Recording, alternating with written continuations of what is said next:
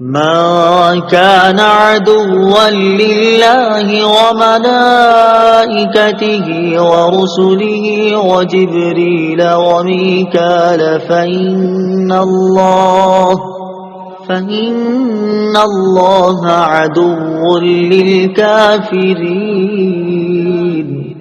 ترجمہ: جو کوئی اللہ اور اس کے فرشتوں اور اس کے رسولوں اور جبرائیل اور میکائیل کا دشمن ہو تو اللہ کافروں کا دشمن ہے۔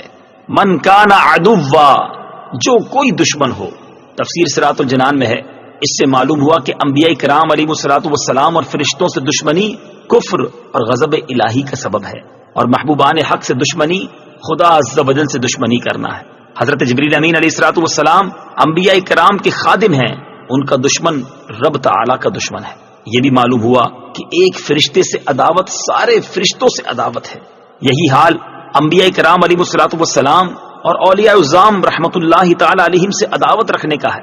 بخاری شریف کی حدیث ہے، حضرت ابو ہریرہ رضی اللہ تعالی عنہ سے روایت ہے، حضور اقدس صلی اللہ تعالی علیہ وآلہ وسلم فرماتے ہیں کہ اللہ تعالیٰ نے فرمایا، جو میرے کسی ولی سے دشمنی کرے اسے میں نے لڑائی کا اعلان کر دیا۔